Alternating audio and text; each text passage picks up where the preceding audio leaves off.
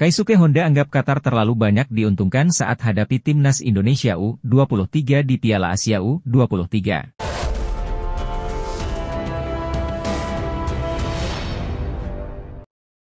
Keisuke Honda ikut mengkritik kinerja wasit karena membuat beberapa keputusan yang merugikan saat timnas Indonesia U23 menghadapi Qatar U23. Selain itu, ia menganggap Qatar mendapatkan terlalu banyak keuntungan sebagai tuan rumah. Timnas Indonesia U23 harus takluk 0-2 dari Qatar di laga pembuka grup A Piala Asia U23 2024.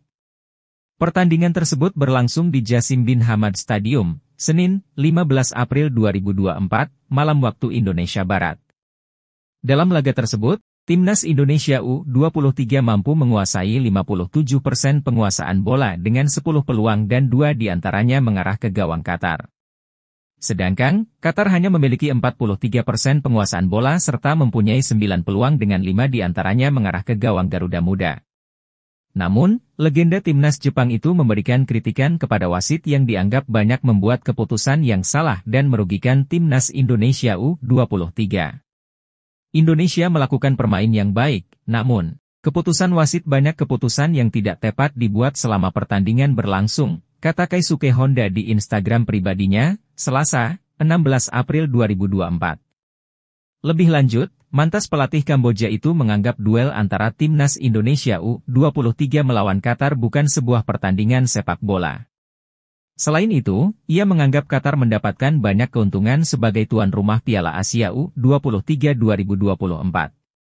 Ini bukanlah sebuah pertandingan sepak bola, ini adalah sebuah pertunjukan komedi, itu tidak lebih dari sebuah pertunjukan komedi. Pelatih Australia U23, Tony Whitmar mengaku terkejut dengan penampilan timnas U23 Indonesia saat mengalahkan Uni Emirat Arab, UEA, U23. Duel antara timnas U23 Indonesia versus UEA terlaksana di The7 Stadium, Dubai, Uni Emirat Arab, Selasa, 9 Maret 2024, dini hari.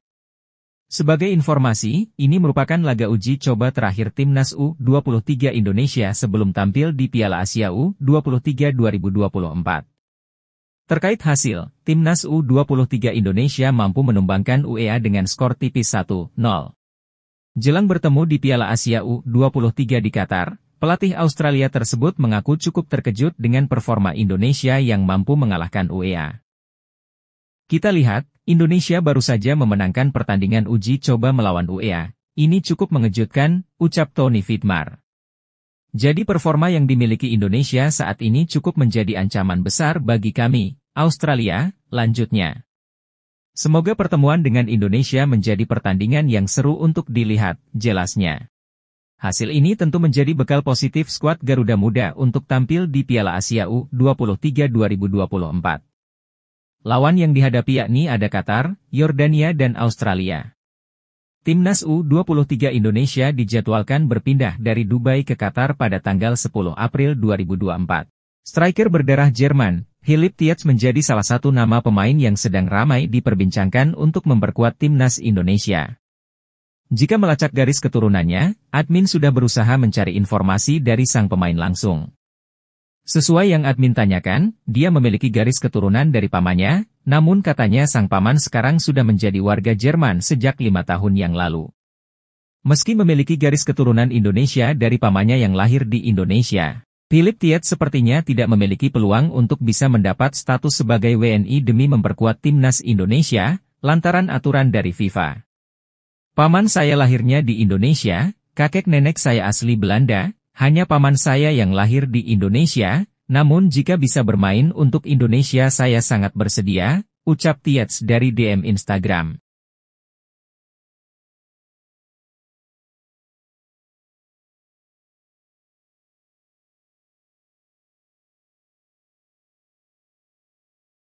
Performa timnas Indonesia yang terus meningkat sejak kehadiran pemain-pemain naturalisasi berkualitas, memantik Federasi Sepak Bola Malaysia, FAM, untuk melakukan hal serupa.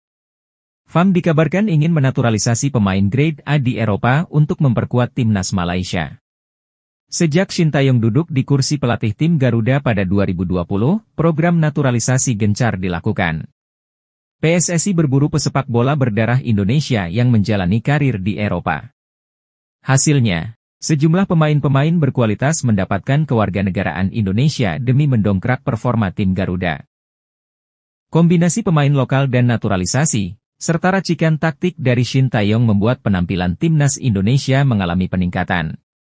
Bahkan, tim Merah Putih berhasil 2 kali membungkam Vietnam dengan agregat 4-0 pada laga lanjutan Grup F kualifikasi Piala Dunia 2026 zona Asia. Penampilan impresif timnas Indonesia dengan pemain-pemain naturalisasi berkualitas membuat kubu Malaysia panas.